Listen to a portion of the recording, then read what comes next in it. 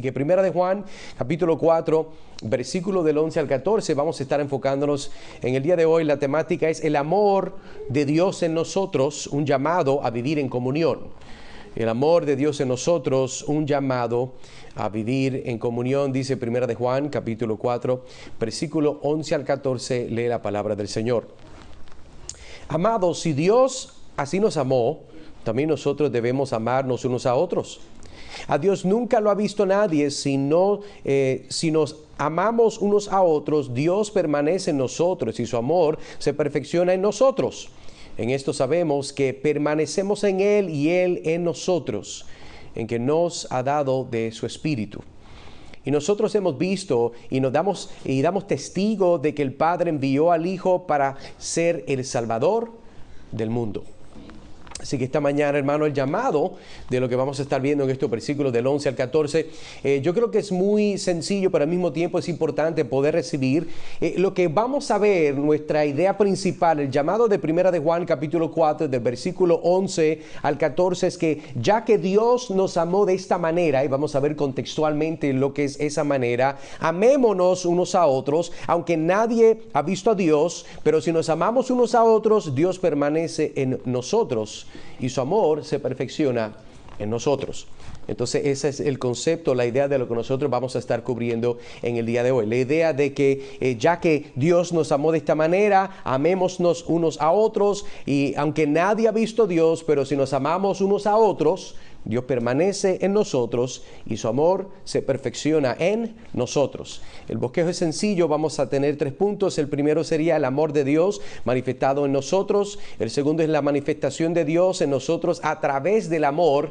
Y tercero sería el testimonio del Espíritu acerca de Jesucristo. Esos son los puntos que vamos a estar cubriendo para que entonces podamos cursar juntos y no nos perdamos.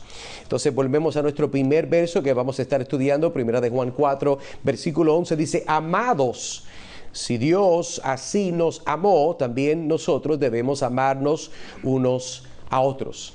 Y hacer unas observaciones rápidas del texto creo que es importante. Número 1, seguimos viendo que el apóstol Juan está hablándole a un grupo de hermanos que son el resultado del evangelio, por lo cual son amados, no amados meramente por él, sino que los ama porque ellos han sido amados por Dios.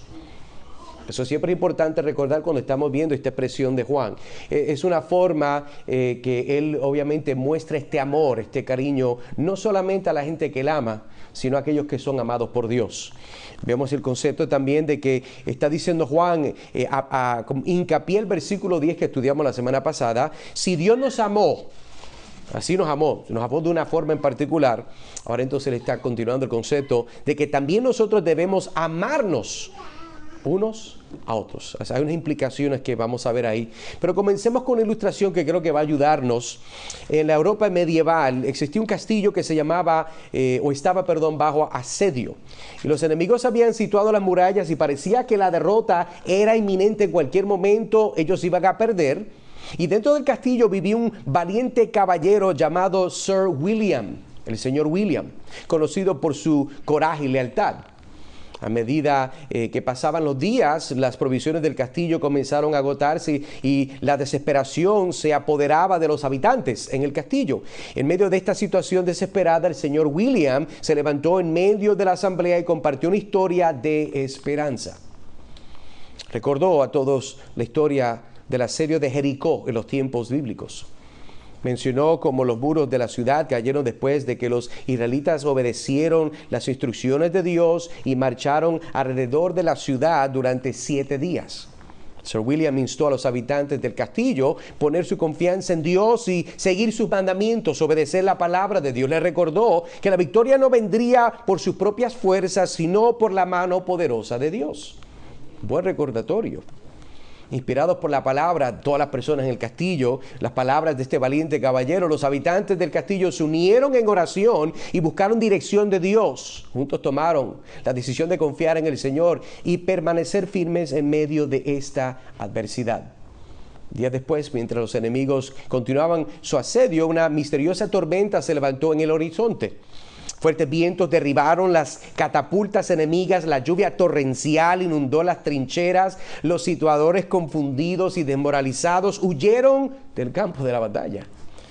El castillo fue liberado, y sus habitantes celebraron la victoria, y Sir William humildemente atribuyó el triunfo a la fidelidad de Dios y la confianza que todas estas personas depositaron en él.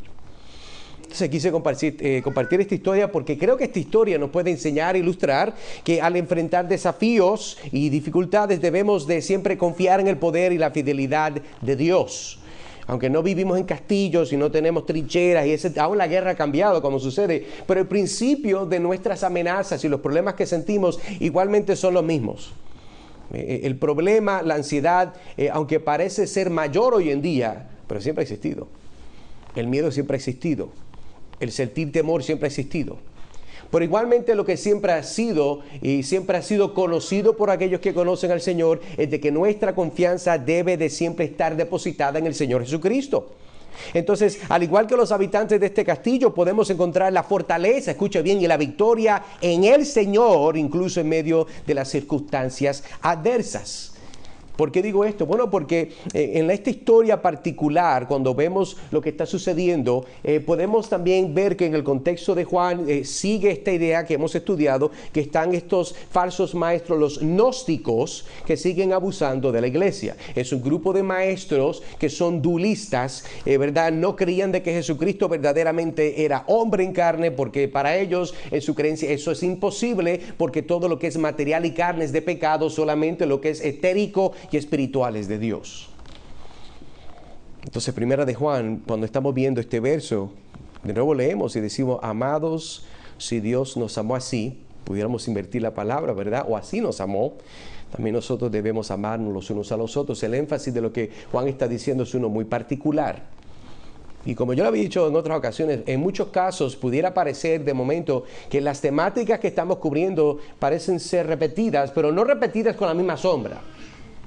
Y por lo menos cuando entramos entonces al versículo 1 con su Biblia abierta, una de las preguntas que hay que hacer para continuar entendiendo qué es esto de así nos amó Dios es el contexto histórico y cultural. Entonces el versículo 11 se encuentra dentro de un pasaje en el cual Juan está enfatizando la importancia del amor fraternal entre los creyentes. Capítulo 4 de esta carta, en su totalidad, Juan advierte sobre los espíritus engañosos. ¿Se acuerda que habíamos hablado de eso? De que Dios es amor. Y dentro de este contexto, el versículo 11 exhorta a los creyentes a amarse los unos a los otros, ya que Dios nos ha amado de una manera incondicional. Y hoy encontramos, como que dice, para reflexionar sobre el amor de Dios y nuestra respuesta del amor hacia los demás. Y este versículo 11 del capítulo 4 de Primera de Juan, el apóstol Juan nos brinda una enseñanza poderosa que nos desafía a vivir en el amor de Dios y manifestarlo en nuestras vidas diarias. Eso es parte de... No, hermano, recuerde, nosotros no meramente venimos aquí como si fuera una clase cuando usted estaba en la universidad o en la escuela superior. Usted aquí, ¿verdad? O se duerme, o se va por el teléfono, o responde los mensajes de Instagram. Este no es el momento para eso. Nosotros venimos para escuchar la palabra de Dios con la meta que el Espíritu Santo pueda trabajar en nuestras vidas para que podamos entonces vivir una vida para la gloria de Dios y con la esperanza que otros vengan a conocerle. Amén.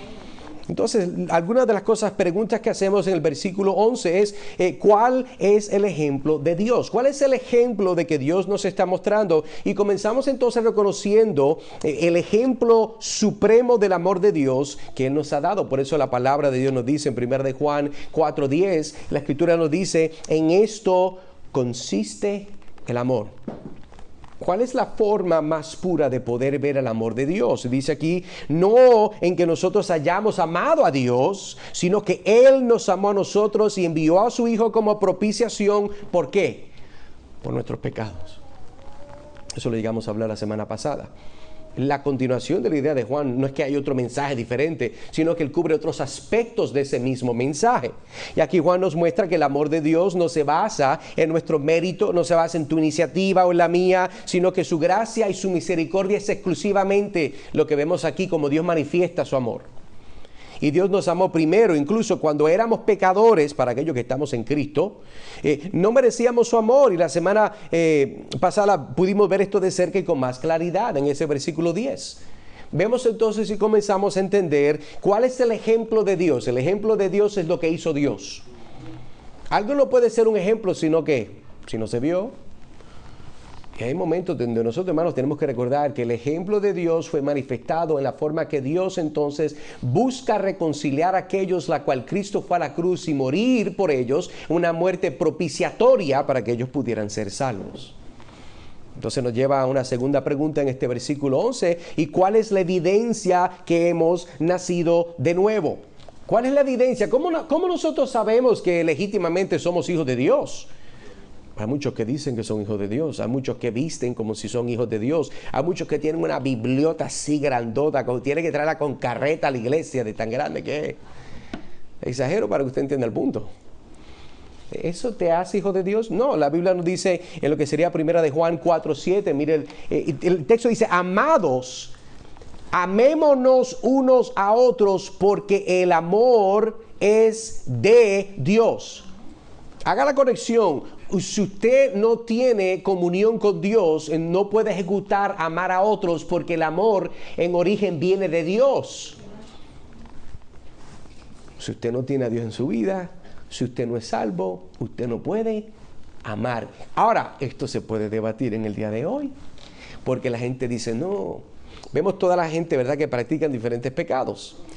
No porque está de moda, pero voy a mencionarlo. La gente que son inmorales, homosexuales o no. Hay gente que son inmorales y son heterosexuales.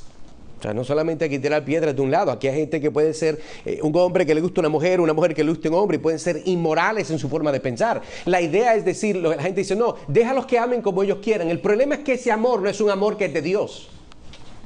Ese es el problema. Y si mira el texto lo que dice, amados, amémonos, tenemos la idea de amarnos los unos a los otros, porque el amor es de Dios. Y todo el que ama nacido de Dios y conoce a Dios. El problema es que el mundo coge estas palabras y las tuerce para decirnos, no, pero tú puedes amar quien tú quieres. Lo que ahora está de moda y viene por ahí es esta idea de lo que es los pedófilos. Si él quiere amar a una persona menor y esta menor quiere amar a una persona mayor, pues puede hacerlo porque eso es su prerrogativa. Pero eso no es amor, porque ese amor no viene de Dios. Porque el amor de Dios es justo, santo y puro. Y hay que entonces ver eso y entenderlo cuando vemos la palabra. Entonces aquí vemos que el amor fraternal, es el contexto de lo que está diciendo Juan, es un indicio claro de que hemos experimentado el nuevo nacimiento en Cristo y conocemos a Dios. Al amar a nuestros hermanos y hermanas en la fe, reflejamos el amor de Dios y demostramos que somos hijos de Dios, que es el argumento de lo que está diciendo Juan. Y recordemos una vez más que el amor fraternal es el resultado únicamente de un mandamiento que se dio en el Antiguo Testamento, y vemos también que Cristo de nuevo presentó esta idea, particularmente en Juan capítulo 13, versículo 34 al 35, donde dice, les doy un mandamiento nuevo, que se amen los unos a los otros, así como yo los he amado. El mandato de Dios es sujeto al ejemplo de Dios. Dios no ama desordenadamente. Así que para el que quiera argumentar que su amor es algo que se puede aceptar, se debe de aceptar, no. Jesús dice, les doy un mandamiento, que se amen los unos a los otros, así como yo les he amado. Como amó Jesús, debe de ser su amor. También ustedes, continúa diciendo el versículo, deben de amarse los unos a los otros. No solamente le estoy dando un mandamiento que vamos a ver en breve que se dio en otro lugar anteriormente, no solamente en Juan. Pero Jesús está diciendo de que ustedes se tienen que amar los unos a los otros de la forma que yo le estoy modelando ese amor. Y en esto conocerán todos, ¿qué dice ahí? Que son mis discípulos. ¿Cuál es la evidencia de que son mis discípulos? Si tienen amor los unos por los otros. Interesante que toda la gente enferma se quiere amar, pero aún en la iglesia los cristianos no se quieren amar. Un problema. Y Dios nos está llamando a enfrentar ese problema. Sabemos que el mundo dice que se ama, pero sabemos que ellos no se aman. Porque ellos buscan su propio placer y destrucción al costo de cualquier otra persona. Eso no es amor. Pero lo que el Señor nos está diciendo es de que hay un amor que es bíblico que debemos de sostener. Pablo también dice en Romanos 13, versículo 8, dice, no tengan deudas pendientes ¿con quién? Con nadie, a no ser de amarse los unos a los otros. Si le debe algo a alguien. Esto no está diciendo que él no puede comprar una casa porque va a tener un mortgage, no puede comprar un carro porque tiene que debérselo al banco. Pero si usted fuera a deberle algo a alguien, está diciendo Pablo aquí, ¿qué es lo que dice? A no ser la de amarse los unos a los otros, porque el que ama al prójimo, ¿a qué? Ha cumplido la ley. ¿Usted quiere deberle a alguien algo? Solamente débale su amor. Débale su cariño incondicional, cristiano en naturaleza, de caridad en su profesión. Eso es importante, hermano. Estamos diciendo que no solamente se nos da mandamiento, Pablo entonces está diciendo no le deban nada a nadie, pero si fueran a deberle algo a alguien, mira lo que está diciendo Pablo, por lo menos asegúrense que sea su amor. ¿Cuál es el enfoque de Pablo? ¿Que usted va a vivir sin deudas toda su vida? No, los bancos siempre han existido, los intereses es en base a préstamos. Pero Pablo está diciendo, si usted va a deberle algo a alguien, procure, enfóquese en aquello la cual Dios le ha dado a usted en Cristo, ame a su hermano. El que ama a alguien cumple la ley.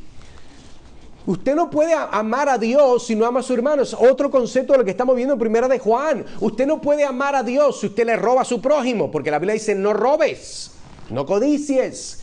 Y la persona que ama siempre va a hacer todo lo que agrada a Dios, y lo que agrada a Dios de una forma evangélica, una obediencia evangélica es cumplir la ley.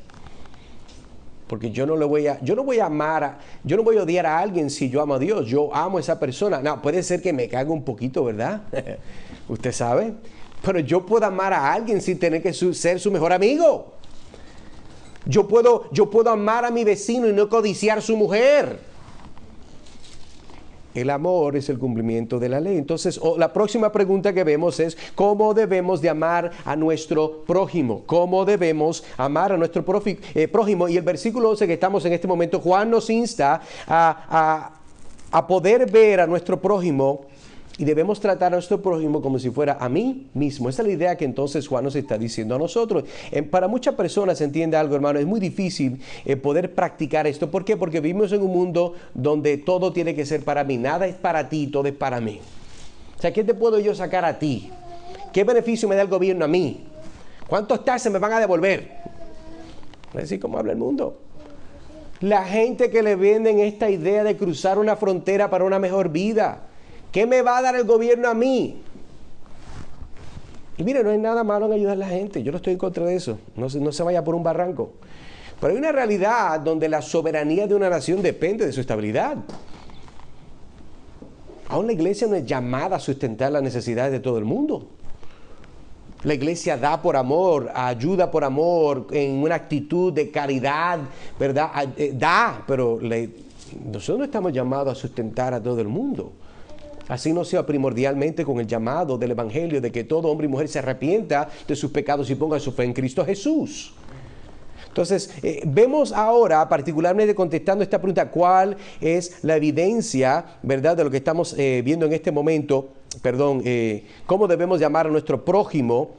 Entonces quiero llevar este verso porque es importante, Levítico 19:18, que es la idea original, donde miren lo que dice este texto: no te vengarás ni guardarás rencor a los hijos de tu pueblo, sino amarás a tu prójimo como a ti mismo. Yo soy el Señor.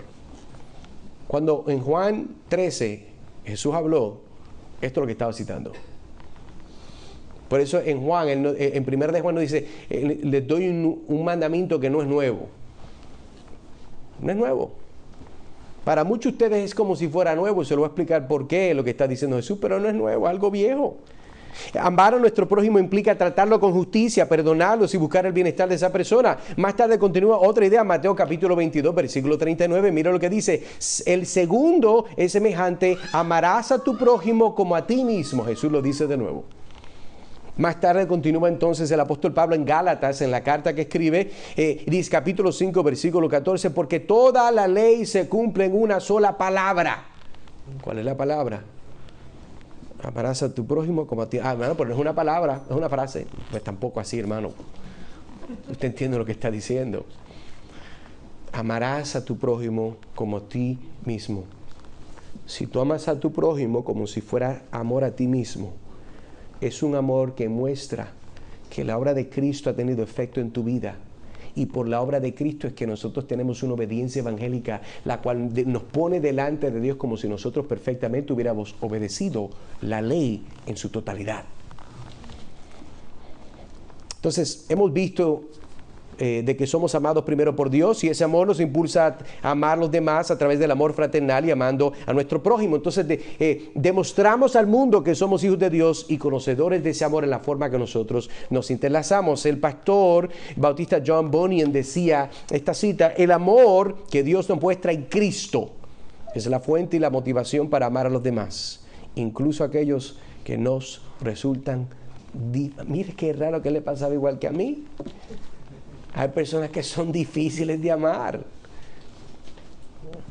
Pedro no era fácil. Pedro era bien difícil.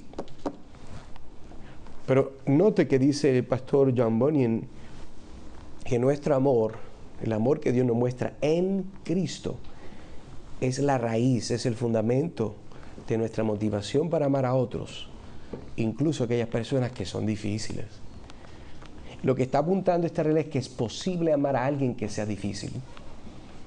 ¿Por qué? Porque nuestro amor es uno que es sacrificial en naturaleza. Entonces, vengamos a algunas preguntas para tratar de aplicar esto. Número 1, hermano, hermana, ¿cómo puedes expresar un amor incondicional, sacrificado y que busca el bienestar del otro en tu relación conyugal? Estamos entonces en el contexto matrimonial.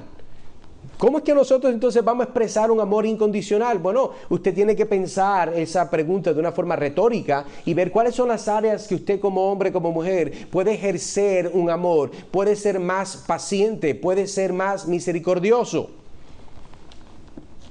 Si Dios nos amó de una forma, ¿usted está siendo fiel a imitar el amor de Dios? ¿Usted está siendo como los otros que están allá y usted está generando un amor diferente? O sea, todavía tiene Jesús en el lado como un sticker, ¿verdad? Pero en realidad no es Jesús. Eso es como cuando la gente van y se compran Nike de mentira. Igualmente dice Nike, pero no son Nikes.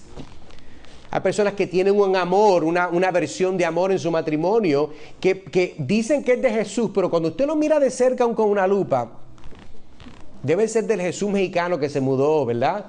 No es de Jesús de la Biblia.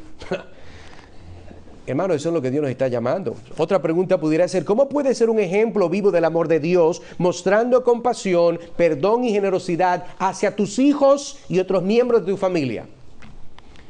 Es muy posible, hermano, que nosotros tengamos misericordia, amor y paciencia con todo el mundo, pero usted es familia distante de Hitler con su familia. Usted es que no hay ni una onza de misericordia con usted. No estoy hablando de los abusadores, pero hermano, hay momentos donde hay que tener esa gracia, ese amor, esa generosidad, hay que tener ese perdón. Hermano, usted se pasa toda la semana pecando en contra de Dios o intencional. Bueno, si usted es cristiano no es intencional. Si usted es cristiano no es intencional. Ahora, si usted no es cristiano, pues usted entiende obviamente dónde está. Y Dios igualmente le da misericordia. Usted se levanta, tal vez no se levanta con la salud que usted quiere, pero se levanta. Porque le suenan las rodillas cuando camina, como si estuviera haciendo popcorn, pero igual Dios le dio salud. Pero nosotros con otros le robamos ese amor y esa misericordia porque no queremos amar como Dios nos amó a nosotros. Una última pregunta es: ¿cómo puedes manifestar el amor de Dios a través de tu labor diaria, tu trabajo? Tratando a los demás con respeto, compasión y justicia, y buscando el bienestar y la dignidad de aquellos que quieres servir. Hermano, pero es que mi trabajo, hay mucha gente gay. ¿Y cuál es el problema? Todos pegan. Y el de ellos un poquito más, da más asco, pero el tuyo igual da asco delante de Dios. El de ellos es más público, pero el tuyo es secreto. El de ellos en base a su naturaleza no regenerada. El tuyo es peor porque tú dices que eres regenerado y estás batallando. Y no es que el cristiano no batallar con el pecado, no vamos a hacer una exageración. Pero hermano, perdóname usted, me incluyo con el grupo. Nosotros a veces tenemos unas malas prácticas, hábitos que no son de Dios. Tenemos que amar como Dios amó, y nosotros no podemos amar como Cristo amó si no vivimos una vida dirigida por el Espíritu, empoderada por el Señor, para tener una vida santa que pueda reflejar de que hay un Dios en el cielo que mandó a su Hijo para que nosotros pudiéramos ser salvos. Entonces hemos visto cómo Dios nos amó de manera incondicional, nos llamó a amarnos a otros, pero la pregunta entonces al pasar al próximo punto es, ¿cómo podemos comprender plenamente el amor de Dios si no podemos verlo físicamente? Para eso entonces pasamos a nuestro próximo encabezado, que sería la manifestación de Dios en nosotros a través del amor. Escuche bien, la manifestación de Dios en nosotros por medio del vehículo del amor. Eso es muy posible. Mire el verso conmigo, 1 de Juan, capítulo 4, versículos 2 y 13, y dice la Escritura. A Dios nunca lo ha visto ¿quién? Nadie, porque Dios, Padre, es Espíritu. Eso lo enseña la Biblia.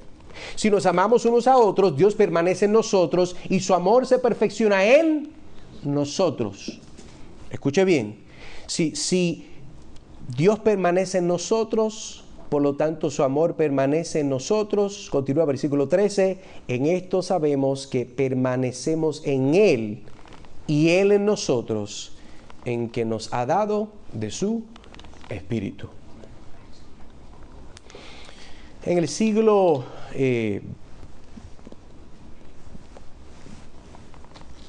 cuarto, en la antigua ciudad de Cartago, vivía un famoso retórico llamado Foción. Foción era un conocido por su elocuencia y su habilidad de persuadir a las multitudes con sus palabras. El tipo tenía labia, dicen por ahí. Un día un joven cristiano se acercó a él y le propuso un desafío. Le dijo lo siguiente: Foción, demuéstrame tu sabiduría y tu elocuencia, pero hazlo sin hablar una sola palabra. Excuse me. Hay gente que se inventa unas preguntas bien raras. Esta es bien interesante también. Mira lo que pasa. Intrigado por el desafío, Foción aceptó el reto. Ambos se sentaron en un anfiteatro lleno de gente y el joven cristiano se puso de pie. En lugar de pronunciar un discurso, simplemente extendió sus brazos en un gesto de amor y compasión hacia toda la multitud. Miró a cada persona a los ojos con ternura y comprensión. No dijo una palabra, pero su mensaje de amor trascendió las barreras de los idiomas y resonó en los corazones de todos los presentes. Foción sorprendido por el poder de este gesto, se dio cuenta de que había encontrado una sabiduría superior a cualquier palabra humana. En ese momento comprendió la profundidad de la enseñanza que entonces vemos en nuestro versículo. Nadie ha visto jamás a Dios. Si nos amamos unos a otros, Dios permanece en nosotros y su amor se perfecciona en nosotros. En esto sabemos que permanecemos en Él y Él en nosotros, en que nos ha dado de su Espíritu.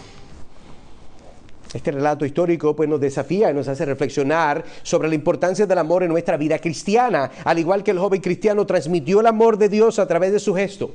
Y entienda bien, no se ponga muy santo, hermano. Bájese de esa columna reformada tan hermosa que usted tiene. No estamos hablando que el hombre se paró y por su amor la gente se convirtió. No estamos diciendo eso. Lo que estamos diciendo de una forma sencilla: es posible poder compartir amor simplemente con su cara, que no esté amargada, que tenga gozo, que tenga, cariño hacia otra persona. Eso es posible, compartir el amor. Una de las cosas que a mí me fascina mucho cuando veo en muchas ocasiones las personas que hacen el lenguaje, de señales. A mí me fascina ver a esa gente. Aunque no entiendo ni un pito de lo que están diciendo, pero a mí lo que me fascina es verle la cara. Porque cuando yo digo, pásame la leche, ellos lo dicen como si fuera una película cinematográfica en la cara. O sea, es algo bien intenso. Todo lo que ellos... Porque, hermano, el contexto, la cara, el lenguaje corporal, en un mundo real, es 80% de su comunicación, el 20% son palabras. Y el ejemplo de lo que estamos viendo aquí con esta ilustración de Foción es que es posible comunicar algo profundo y real y sincero y no hablar. Ahora, gloria a Dios, entendemos que una persona no se salva por sonrisas. La gente no se salva por abrazos. Es importante predicarle el amor con una sonrisa. Si es necesario, apropiadamente con un abrazo. ¿Usted cree que Jesús se para a veces como nosotros? ¿Verdad? Que, hermano, hay gente que usted no sabe que el gozo del Señor es su fortaleza porque nunca sonríen. No hay gozo. No hay gozo en ello. Y usted debe decir, es que ese hermano está en una tribulación todos los años, todas las semanas, todos los meses. Hermano, como yo estoy contento en victoria. No se rasca la... Pero ¿dónde está el gozo? ¿Será que él lo chequea en la entrada de la iglesia y lo deja en el carro guardado en el baúl? ¿Entiendo lo que estoy diciendo? Hermano, es importante que aunque la gente no puedan ver a Dios, ellos puedan ver el amor de Dios, no solamente a través de nuestras palabras. Nosotros a veces caemos en la debilidad de que somos muy teológicos y eso es bueno. Pero la teología se supone entonces que cause unos sentimientos y un deseo de poder amar y proyectarlo no solamente teológicamente, de una forma gramática, con su sintaxis correcto, pero de una forma que podamos genuinamente, con amor, con calor, siendo genuinos, compartir el evangelio, el amor de Dios. Entonces en este relato bíblico estamos reflexionando esa importancia de nuestro amor cristiano hacia otras personas. A través de nuestro amor genuino y compasivo hacia los demás, que podemos reflejar la presencia de Dios en nuestras vidas y permitir que su amor se perfeccione en ellos. Claro, entendemos que eso tiene que ocurrir a través del evangelio. Aquí no hay magia, hermano. Pero entonces quiero que veamos el versículo, el contexto histórico del versículo 12 y 13. ¿Por qué? Porque es importante entender que esto no se escribió en Miami, se lo mandaron por acá y lo estoy leyendo acá. Esto viene de un punto bíblico histórico. Y el capítulo 4, como estamos viendo esta carta, Juan, como estaba diciendo, advierte. Recuerda, él está advirtiendo en contra de ¿qué? Espíritus engañosos. Y enseña que Dios es amor. Y dentro de ese contexto, el versículo 11 exhorta a los creyentes de que se puedan amar. Pero entonces ahora en el versículo 12 estamos viendo de que Juan nos está diciendo de que como nadie puede ver a Dios, ¿cómo alguien puede experimentar el amor de Dios? Recuerden que estos falsos maestros decían, recuerden bien, son dualistas. Ellos decían de que todo lo material es pecado y todo lo espiritual es de Dios. Y ellos eran son falsos maestros. Ellos decían, yo no voy a ayudar a nadie porque es que yo no tengo que dar de comer a alguien porque eso como al fin y al cabo eso no es espiritual, pues eso no le va a ayudar. Entonces somos cristianos y la gente muriéndose de hambre. Y alguien por allá va por el tercer Big Mac, las papitas, ¿verdad? La batida, y una persona allá que usted escucha la tripa desde acá lejísimo. Como cuando un motor está casi por esbielarse. No, hermano. Juan está diciendo, la gente no puede ver a Dios, pero la gente puede ver la obra de Dios, el evangelio a través de ti. Entonces, volvemos y vemos nuestro versículo. Versículos 2 y 13, leamos juntos. A Dios nunca lo ha visto a nadie, ¿verdad? Lo ha visto nadie. Si nos amamos unos a otros, Dios permanece en nosotros y su amor se perfecciona en nosotros. En esto sabemos que permanecemos en Él y Él en nosotros, en que nos ha dado su Espíritu. Entonces, primera pregunta que tenemos que hacer, mientras leemos, es ¿qué significa nadie ha visto a Dios, pero su amor se perfecciona en nosotros?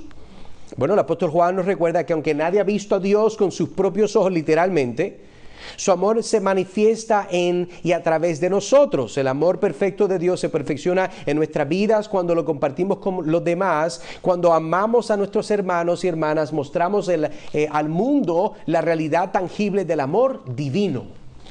Es a través de nuestras acciones, a través de nuestras palabras, a través de nuestras actitudes que revelamos el amor de Dios a un mundo necesitado. Mira lo que dice 1 de Juan 4:20.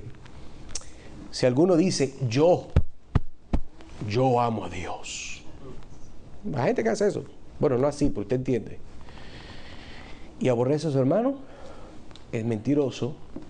Pues el que no ama a su hermano, a quien ha visto, no puede amar a Dios a quien no ha visto. ¿Entiende el contexto de lo que estoy explicando a estos falsos maestros y las personas cristianas que se están dejando convencer por estas falsas prácticas? Juan está diciendo, no me digas que tú amas a Dios y el hermano se está muriendo de hambre. No. Es importante, hermano, entender de que el evangelio, el poder del evangelio se manifiesta de formas muy sencillas que son la evidencia de un evangelio muy real. A veces nosotros despreciamos la sencillez porque no es tan compleja y profunda. Hermano, las verdades más grandes y más poderosas de la palabra de Dios son las más sencillas. Eso es lo que dice la palabra. Otra pregunta que debemos de lidiar y ver es cuáles son las implicaciones de que el Espíritu Santo muere en los creyentes, porque el verso nos está diciendo ahí, ¿qué decía el verso? En esto sabemos que permanecemos en Él y Él en nosotros, en que nos ha dado su Espíritu. Entonces, ¿cuáles son esas implicaciones? Si nos ha dado el Espíritu de Él y el Espíritu mora entre nosotros, ¿cuáles son entonces esas implicaciones? Y el apóstol Pablo nos va a enseñar en Romanos 8:9 que el Espíritu Santo mora en aquellos que han creído en Cristo. Este Espíritu divino, el Espíritu Santo de Dios, es el mismo amor de Dios, habita en nosotros y nos capacita para amar la misma manera que Dios nos ha amado a nosotros, a los demás. Es el Espíritu Santo quien nos guía, quien nos transforma nuestros corazones y nos ayuda a amar a los demás. Pablo entonces dice, Romanos capítulo 8, versículo 9, pero ustedes no están en la carne, sino en el Espíritu, si es que el Espíritu de Dios mora en ustedes. Pero si alguno no tiene el Espíritu de Cristo, el tal no es de él. Cuando decimos del Espíritu Santo, no estamos hablando de una experiencia, de hablar en otras lenguas, de que usted, ¿verdad?, tenga un poder profético, ¿verdad? Hay personas en otros círculos evangélicos que ellos denotan y dicen, la persona que legítimamente tiene el Espíritu tiene que hacer estas cosas. Y yo voy a estar en desacuerdo con ellos en muchas categorías. Ahora, lo que sí muchos de estos hermanos estarían de acuerdo conmigo es decir, de que una persona que verdaderamente tiene el Espíritu va a demostrarlo por el fruto del Espíritu. Y uno de los frutos del Espíritu es ¿cuál? Amor. No me diga que usted tiene el Espíritu de Dios y usted no ama. No me diga que usted tiene el Espíritu de Dios y usted no es paciente. Hay personas que tienen el fruto del Espíritu, pero hay unas que como que les falta desarrollar mucho más que otras. Hay personas que, ¿verdad?, que le estaba exagerando, ¿verdad?, que no tienen gozo. Eso es fruto del Espíritu. Hermano, el fruto del Espíritu es la evidencia que usted está y tiene relación con Dios por medio de Cristo Jesús. Continuamos entonces nuestra tercera pregunta. ¿Cómo es nuestro carácter? ¿Cómo es que nuestro carácter es transformado por el amor de Dios? ¿Cómo es? ¿Cómo es que entonces esto es transformado? Y cuando experimentamos el amor de Dios en nuestra vida, se produce una transformación en nuestro carácter. Escuche bien, el apóstol Pablo nos anima en Romanos capítulo 12, versículo 2, a no conformarnos a los patrones de este mundo, sino ser transformados por la renovación ¿de qué? De nuestra mente. Vamos a verlo ahora. A medida de que no seamos sumergidos, a la medida que nos sumergimos más en el amor de Dios y permitimos que el Espíritu trabaje en nosotros, nuestros pensamientos, deseos, acciones se alinean a la voluntad de Dios. Esa es la evidencia. Mientras usted más tiene y crece en el Señor, más usted obedece y vive de acuerdo a la palabra de Dios. Por eso el verso nos dice, ¿qué dice ahí? Y no os adaptéis a este mundo, sino transformaos mediante la ¿qué? La renovación de vuestra mente, para que verifiquéis cuál es la voluntad de Dios, lo que es bueno, aceptable y ¿qué? En otras palabras, podemos deducir ese verso de que si eso es bueno, aceptable y perfecto, esa es la voluntad de Dios. Por eso el Señor quiere que nosotros renovemos nuestra mente. Pero hermano, ¿renovar cómo? A través de la palabra. Usted tiene que ser recalibrado todos los días. Yo también. Usted sabe de que nosotros pasamos más tiempo en este mundo que no teme a Dios y eso causa efectos en nosotros. No sé si usted alguna vez ha rentado un apartamento en su casa y usted una de las cosas que por lo menos para mí es importante cuando me he mudado a un lugar es de que haya, si hay alfombra, vamos, si hay alfombra, pues por lo menos sea nueva. O sea, no es una alfombra vieja, apestosa, que tiene, ¿verdad?, todas las células viejas de las patas de alguien, ¿verdad? Te exagero yo. Mire, por lo menos una alfombra nueva. Pero ¿sabe qué? Es interesante porque a medida que nosotros vivimos en este mundo y nosotros todos somos pisoteados por el pecado, por las astucias, por la inmoralidad sexual, por todas las noticias locas, ustedes, ¿verdad? Es como que le pasan por encima. Si usted entonces hay que estar pasando vacuum, hay que estar pasando limpiando. Usted tiene que renovar su mente. Usted tiene que recalibrar su corazón. ¿Recalibrar a qué? A la voluntad de Dios, y la voluntad de Dios es lo que es bueno, aceptable y perfecto. Ponga atención, lo que el mundo está diciendo no es bueno, definitivamente no es aceptable, porque no es perfecto de acuerdo a la voluntad de Dios. El puritano Thomas Watson decía, aunque no podamos ver a Dios con nuestros ojos físicos, podemos experimentar su amor cuando amamos a los demás en su nombre. Note de que él se tomó el lujo de decir que nosotros, ¿qué? Cuando amamos a los demás, lo podía dejar ahí, punto. No lo dejo ahí. Amamos a los demás en su nombre. Una cosa es amar a los demás, otra cosa no es lo mismo amar a ellos en el nombre del Señor, sujetados al ejemplo del Señor, con la actitud del Señor, con el sacrificio del Señor. Y entonces al ver esto y aplicamos, hermanos, a lo que estamos estudiando, podemos ver lo siguiente. Como pareja, viendo versículos 12 y 13, ¿cómo manifiestan ustedes, hermanos, el amor de Dios en su matrimonio hacia otros en sus familias, trabajo e iglesia? Como equipo que son, ¿cómo es que ustedes manifiestan? No solamente ustedes dos, sino en sus familias. Usted sabe que usted tiene familia que no es cristiana. Usted sabe que usted tiene familia que están mal. Nosotros los queremos, pero a veces los queremos de lejos. Pero ¿para qué quererlos? ¿Cómo es que nosotros manifestamos? Note algo, si algo es manifiesto, no es misterioso, no está escondido, tiene que ser visto. En otras palabras, ¿de qué forma pública, de qué forma tangible, de qué forma que podamos verificar? Usted está amando a su familia, usted está amando a las personas de su trabajo, usted trabaja. ¿Cuánto más las personas que están en la iglesia? Hermano, busque la forma de mostrar el amor de Dios. Busque la forma de ser gentil en la gente de su trabajo. Es que, hermano, la gente en mi trabajo, que siempre se pasan hablando malo y se pasan, ¿verdad?, diciendo chistes rojos. Está bien, pues no se ríe de los chistes ni hable malo, pero por lo menos sea un agente de cambio. Sea un agente de cambio. Se supone que la gente hasta cierto nivel, si tiene respeto, no todo el mundo no tiene respeto, pero si la gente por lo menos tiene una onza de dignidad y una persona cristiana entra que sostiene lo que vive, la gente usualmente trata de, verdad, no ser tan grosero frente a una persona cristiana. Ahora, si usted se ha pasado riéndose de los chistes, pues perdóneme, no espere que la gente entonces vaya a respetarle a usted y lo que usted cree. Porque usted no está mostrando carácter. Y no mostrar carácter no es manifestar el amor de Dios. Otra pregunta que es importante. ¿Cuál es la evidencia que alguien permanece en Dios? Sería la tercera. ¿Cuál es la evidencia que alguien permanece en Dios? Bueno, estamos viendo de que una persona que tiene el Espíritu hace la voluntad de Dios, lo que vimos en Romanos. La pregunta es, hermano, ¿usted está haciendo la voluntad de Dios? ¿O usted hace Es que, hermano, yo me imagino la pregunta perfecta. Hermano, yo hago la voluntad de Dios, pero mire, hermano, yo no soy perfecto. Yo no pregunto si usted es perfecto.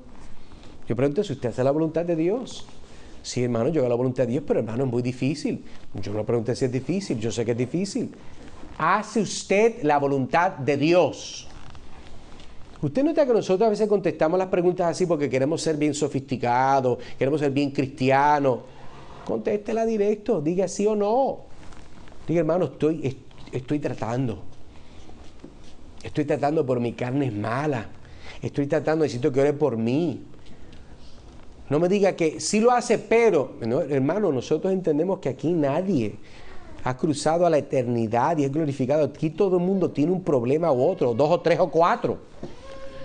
Pero el Señor nos llama a nosotros, hermanos, ¿a qué? A dar evidencia de que Dios permanece, su residencia. Vamos, para que me entienda. Dios vive en usted.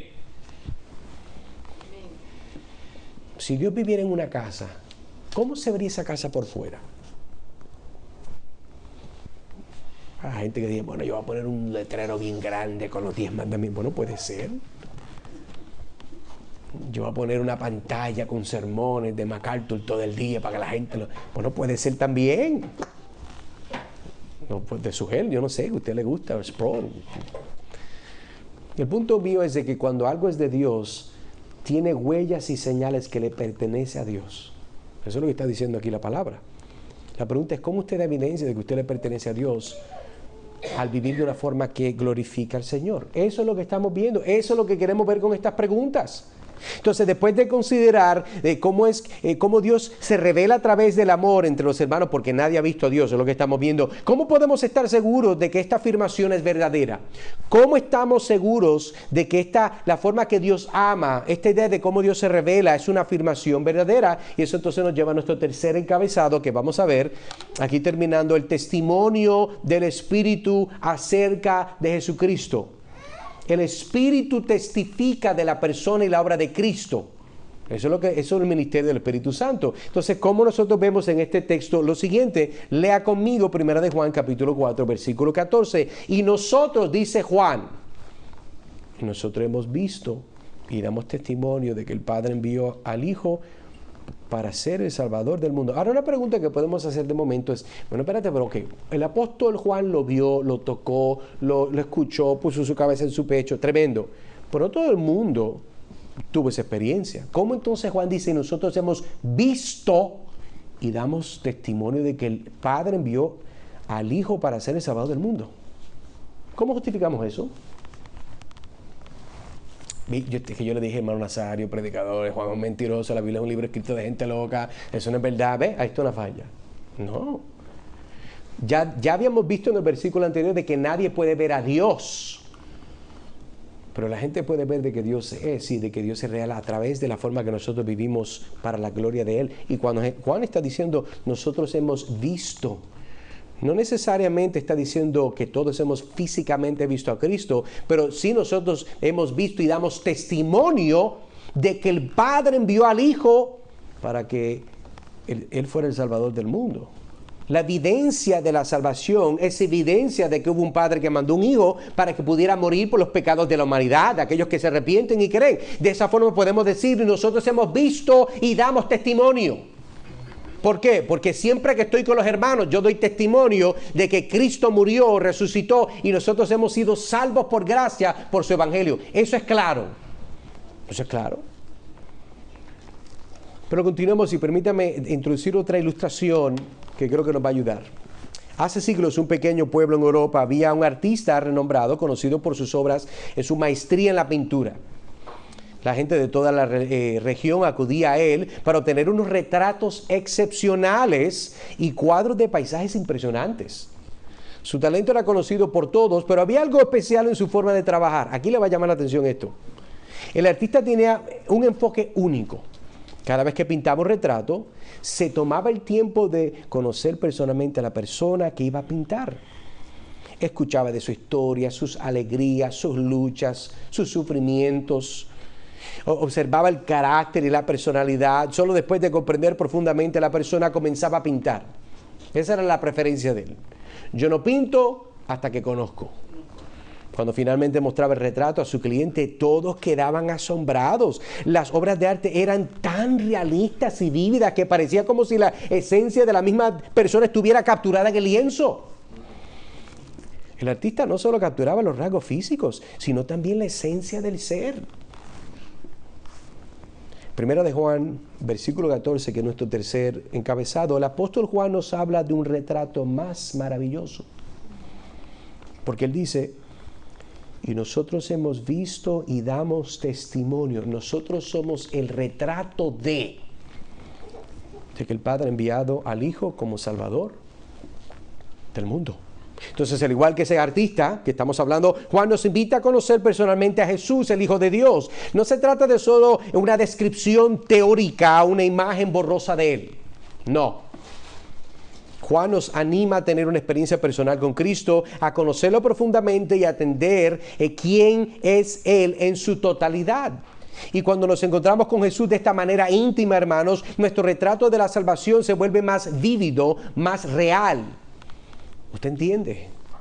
Vemos su amor inmenso, su sacrificio en la cruz para salvarnos del pecado y la muerte como resultado de nuestras vidas. Como resultado de eso, nuestras vidas, entonces, ¿qué? Pues son transformadas por completo. Usted no puede ver la hermosura de algo que usted no puede verlo. Eso no tiene sentido. Eso es como decir a una persona ciega, ay muchacho, ¿tuviste en la televisión cuando fue lo de NASA? Porque no vio nada, usted le hace la pregunta. ¿Esta persona es ciega? Pero cuando nosotros ciego o no. Mire la hermosura del Evangelio. Usted, para ver la hermosura de Cristo, no tiene que tener ojos. Porque la Biblia dice que la fe viene por oír y el oír de la palabra de Dios. Así que de una forma pudiésemos decir, yo puedo ver la hermosura de Cristo a través de su Evangelio y no necesito ojos ni imágenes para verlo. Pero para aquellos que sí tenemos ojos y podemos ver imágenes, es mucho más hermoso y más presente. Entonces nosotros vemos aquí en versículo 14, y nosotros hemos visto y damos testimonio de que el Padre envió al Hijo para ser el Salvador del mundo. Entonces continuamos, primera pregunta que vamos a ver entonces si contestamos es, ¿cuál es la promesa del Espíritu Santo como sello de salvación? En primer punto queremos explorar lo que es la promesa del Espíritu Santo como sello de nuestra salvación. Y Efesios capítulo 1, versículo 13 y 14 nos dice, y leemos, en Él también, dice Pablo, ustedes después de haber oído el mensaje de la verdad, escuche bien el orden cronológico. Miren cómo Pablo dice, en Él también ustedes, después de haber oído el mensaje de la verdad del Evangelio de su salvación y habiendo creído, fueron sellados en Él con el Espíritu Santo de la promesa que nos es dado como garantía de nuestra herencia con miras a la redención de la posesión adquirida para alabanza de su gloria. Entonces este pasaje nos muestra que el Espíritu Santo es dado a creyentes como un ¿qué? Como un sello. Como un sello. Una imagen que se puede usar que es paralela es cuando una persona va y se compromete, se van a casar. ¿Qué es lo que el marido le da? Le da un sello que le está diciendo, no eres mía, pero vas a ser mía. Es una promesa perpetua de un pacto que hace delante de Dios. Por eso el círculo no tiene principio y fin. Un anillo es un símbolo de eso. Lo mismo, hermano, cuando usted es salvo, el Señor le da al Espíritu Santo, que es la garantía de que usted es propiedad de Dios, comprado a sangre de nuestro Señor Jesucristo en la cruz. Él es la garantía de nuestra herencia eterna y nuestra redención, el Espíritu Santo. Eso es importante entenderlo, hermano. Usted tiene que entender de que si usted es salvo, Dios ha prometido de que Él va a alcanzar todo lo que Él quiera a través ¿de qué? De la obra del Espíritu. Y la obra del Espíritu va a continuar cuando una persona entonces es salva. En el momento que usted es salvo, usted es bautizado en el cuerpo de Cristo. Usted recibe el Espíritu Santo. Y Dios comienza a formarlo usted en imagen de su Hijo Jesucristo. Pregunta, entonces, segunda que tenemos es, ¿quién testifica acerca de Jesús como el Hijo de Dios? Igual es el Espíritu Santo. Entonces, ¿qué pasa? Cuando vemos este pasaje, el Espíritu Santo es el que siempre se pasa apuntando, revelando a Cristo Jesús. Hablamos del pintor, ¿de verdad? El pintor, el que se encarga de poner en su mente, en su corazón, claramente quién es Jesucristo, es el Espíritu Santo a través del Evangelio. Si no hay Espíritu Santo, nadie puede ser convencido de pecado. Es en una obra del Espíritu Santo. Por eso Juan, capítulo 15, versículo 26, el mismo apóstol dice, Jesús mismo dice, cuando venga el Consolador, a quien yo enviaré del Padre, es decir, el Espíritu de verdad que procede del Padre, Él dará testimonio de mí. Nadie puede conocer a Cristo si no ha escuchado o no se le es revelado por la obra del Espíritu. Aquí Jesús nos revela que el Espíritu Santo es el testigo de la verdad divina, de que Él es el Hijo de Dios, el Espíritu Santo quien nos ilumina, nos convence de la identidad divina en Jesús, o de quién es Jesús. Su testimonio es esencial para que podamos conocer y creer en la verdadera naturaleza del Salvador. Usted no puede creer de que hay un Hijo enviado del Padre si hay un Espíritu Santo. Por eso el cristiano vive como que ha sido convencido, porque la tercera persona de la Trinidad vive en usted. Y Él no solamente lo convenció, sino le ha dado ahora una convicción de que aquello por la cual fue convencido es una verdad que nunca va a cambiar. Por eso nuestra vida debe reflejar esa consistencia. Nuestra vida debe reflejar esa verdad, porque entendemos que vivimos para la gloria de Dios. Última pregunta entonces sería, ¿cuál es la importancia de creer en el testimonio del Espíritu? El apóstol Pablo, en lo que sería 1 Corintios capítulo 2, versículos 10 al 14, miren lo que voy a leer, escuche bien. Dice el apóstol Pablo, nos va a enseñar, dice, pero Dios nos las reveló a nosotros por medio de ¿qué? Del Espíritu. porque el Espíritu todo lo escudriña, aun lo profundo de Dios, ¿verdad? Y nosotros hemos recibido no el espíritu del mundo, sino el espíritu que proviene de Dios, para que conozcamos lo que Dios nos ha concedido. Continúa, el hombre natural no acepta las cosas del espíritu de Dios, porque para él son necedad y no las puede entender, porque se han de discernir espiritualmente. No leí todo porque no tengo el tiempo, pero quiero apuntarle ciertos aspectos de que estamos hablando del espíritu. Aquí obviamente este verso Pablo nos está mostrando que solo a través del Espíritu Santo podemos recibir la revelación de Dios y entender las verdades espirituales. ¿Usted sabe por qué una persona usted puede hacerle un perfecto argumento del Evangelio y no le entra nada? Porque solamente el Espíritu. Pablo decía, mire, yo no vine aquí con mucho show, yo no vine aquí con muchas cosas, yo sencillamente vine a predicarle de que Cristo fue crucificado. Eso es lo que Dios usa para salvar a la gente. Cuando una iglesia trata de hacer más de lo que Dios ha dicho que es necesario, va a buscarse un problema. ¿Cuál es el problema? Alguien dijo una vez, con lo que te ganas a la gente, tienes que sostenerlos. Pero si nosotros nos ganamos las almas como resultado de predicar el Evangelio, ¿con qué los vamos a sostener? Con el Evangelio. Esas personas nunca se cansan de escuchar de Cristo. Esas personas no les molesta que le hablen de la cruz, porque eso fue lo que Dios usó para ganarlos, para salvarlos. Pero hay de aquellas iglesias que buscan usar muchas artimañas y muchos inventos, que tal vez en su corazón creen que tuvieron buenas intenciones, pero en la forma que lo están llevando a cabo simplemente están creando consumidores de un producto que no es el Evangelio. Eso es un problema. Y yo creo que es importante entender de que nosotros predicamos a Cristo y Cristo crucificado. El gran reformador Juan Calvino, ya aquí estoy terminando, Cristo no solo nos redime, sino que también nos representa ante Dios como nuestro mediador y salvador. Cristo no solamente redime, sino Él está intercediendo delante del Padre por aquellos por los cuales su sangre pudo comprar. Algunas preguntas entonces para poder terminar. ¿De qué manera pueden enseñar y demostrar a sus hijos, padres, la verdad de que Jesucristo es Salvador del mundo? ¿Y cómo puede impactar esto en la vida de su familia?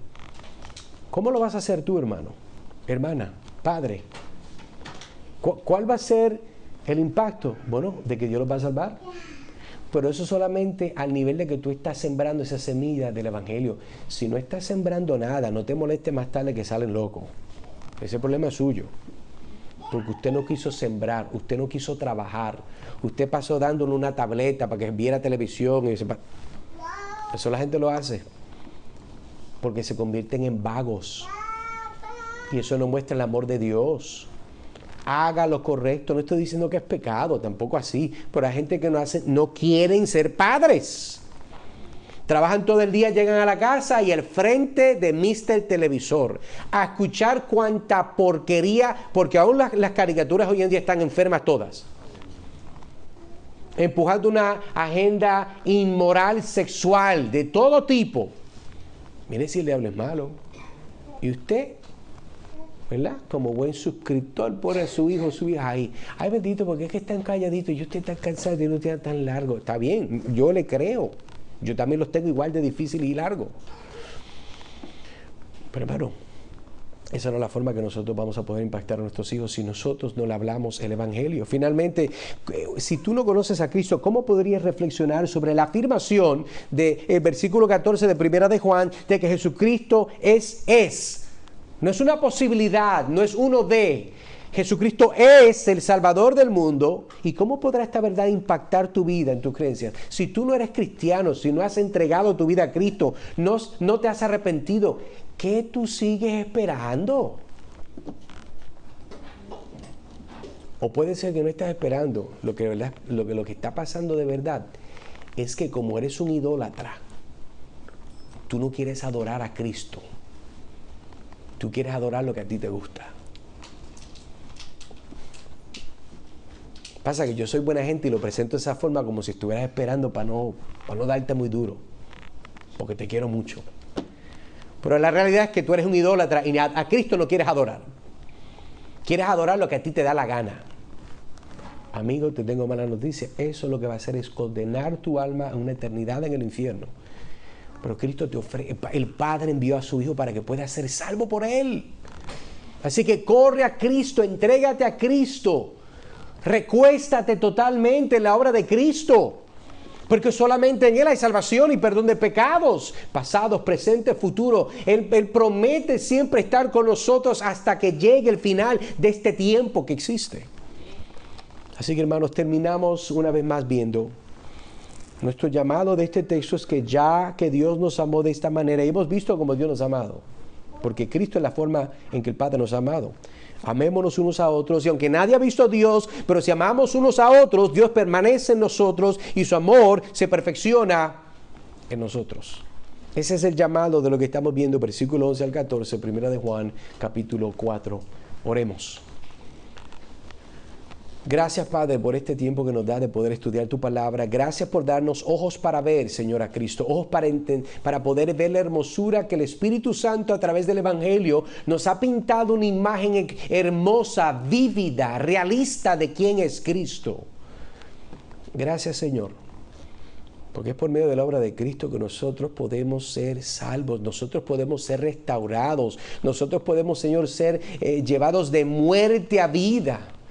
Ayúdanos como padres, esposos, personas solteras, Señor, empresarios, trabajadores. Ayúdanos a ser fiel a tu palabra. Ayúdanos a recordar, Señor, que el cielo y la tierra pasarán, pero tu palabra no pasa, no se puede borrar, no se puede olvidar, Señor. Cuando tu verdad es dada, es una que impacta nuestras vidas para siempre. Gracias, Padre, por esta bendición y gracias por darnos la oportunidad de ver estas Escrituras. Pedimos todo esto en el nombre de Cristo Jesús. Amén y amén.